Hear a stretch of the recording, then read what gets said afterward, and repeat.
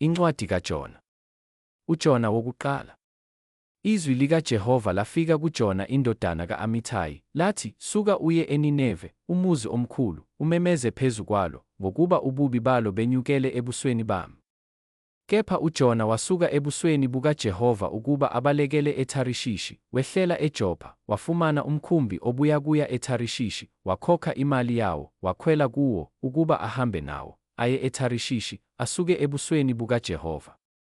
Kodwa uJehova waphonsa umoya omkhulu elwandle, kwaba yisiphepho esikhulu elwandle, kwacatshangwa ukuthi umkhumbi uyakwaphula. Khona amatilosi esaba, akhala, kwaba yilelo nalelo kuNkulunkulu walo, aphonsa elwandle impahla ebisemkhunjini ukuba ubelula kubo. Kepha uJona wayehlele phakathi komkhumbi, wayeselele ubuthongo. Kwase kusondela kuye induna yomkhumbi, yathi, "Unani wena olele ubuthongo na? Vuka, ubize uNkulunkulu wakho, mhlawumbe lo Nkulunkulu uyakusikhumbula ukuba singabhubhi." Bathi, kwaba yilowo nalowo kumngane wakhe, "Wozani senze inkatho, sazi ukuthi kungenxa kabani lobu bubi buphezu kwethu." Basebenza inkatho yamudla uJona. Base bethi kuye, "Ake usitshele ukuthi kungenxa kabani lobu bubi buphezu kwethu. Umsebenzi wakho uyini? Uvelaphi? Liphi izwe lakini, ungowasiphi isizwe na?" Wathi kubo, "NgingumHeberu, ngiyamesaba uJehova, uNkulunkulu wasezulwini, owenzile ulwandle nomhlabathi owomileyo." Base besaba abantu ngokwesaba okukhulu, bathi kuye, "Kuyini lokhu okwenzileyo na?"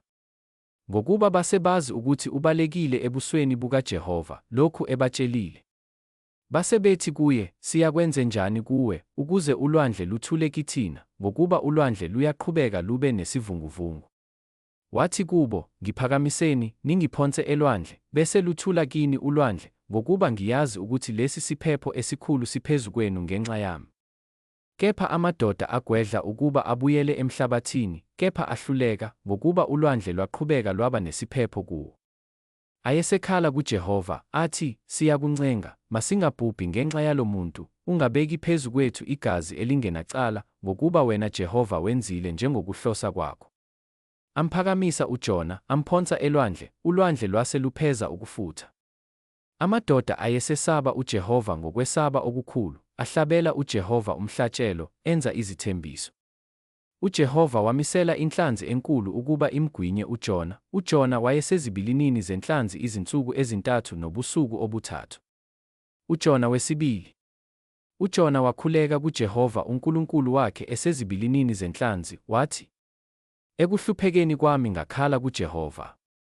Wangiphendula. Ngisesiswini sendawo yabafileyo ngamemeza. Wezwa izwi lami? Wangiphonsa ekujuleni, enhliziyweni yolwandle.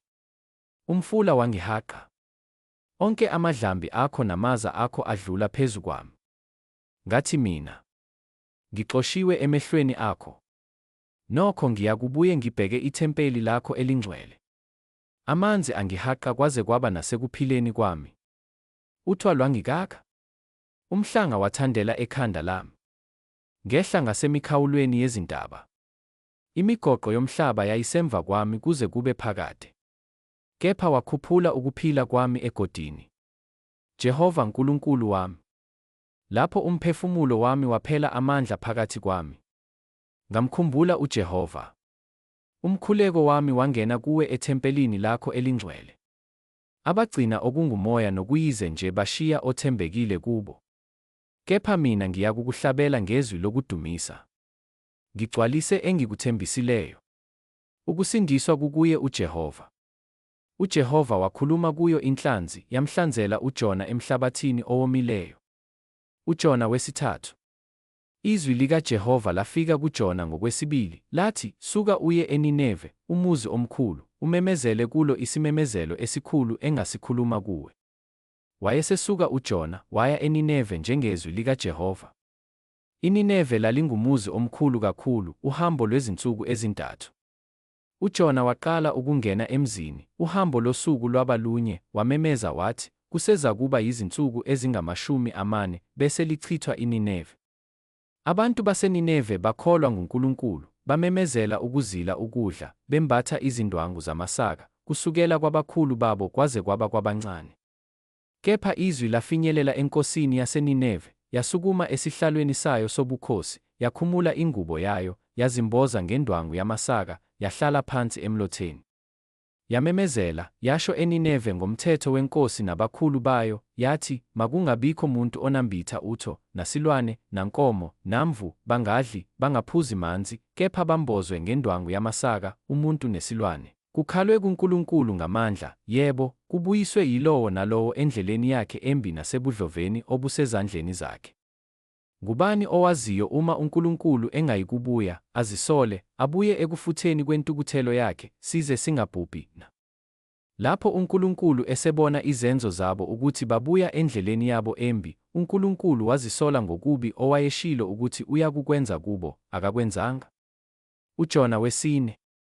Kepha lokho kwaba kubi kakhulu kuJona, wathukuthela. Wakhuleka kuJehova, wathi, ngiyakuncenga, Jehova, lokho kwakungesilo izwi lami ngisekhona ezweni lakithi na? Ngalokho ngakwandulela ngokubalekela eTharishishi, ngokuba ngiyazi ukuthi unguNkulunkulu onomusa nobumnene, wephuza ukuthukuthela, unesihe esikhulu, uzisola ngokubi. Ngalokho, Jehova, ake ususe kimi ukuphila kwami, ngokuba kungcono kimi ukufa kunokuphila. Wayesethi uJehova, wenza kahle ngokuthukuthela na? UJona wayesephuma emzini, wahlala ngasempumalanga komuzi, wazenzela idokodo khona, wahlala phansi kwalo emthunzini, ukuze abone ukuthi kuyakwenziwa njani kuwo umuzi.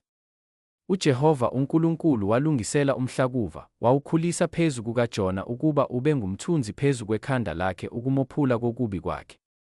UJona wathokoza ngomhlakuva ngokuthokoza okukhulu.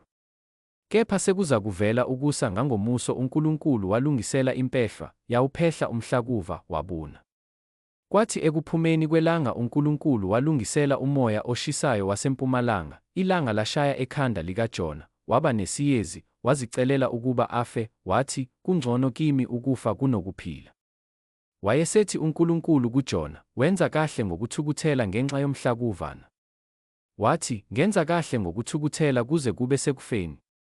Wayesethi uJehova, wena wawuhawukela umhlakuva, ongawukhandlekelanga nongawukhulisanga, owamila ebusuku bunye, wabhubha ebusuku bunye, mina-ke bengingayikulihawukela iNineve, umuzi omkhulu, okukuwo abantu abangaphezu kwezinkulungwane eziyi120 abangakwazi ukwahlukanisa isandla sokunene nesokhohlo, kanye nezinkomo eziningi na?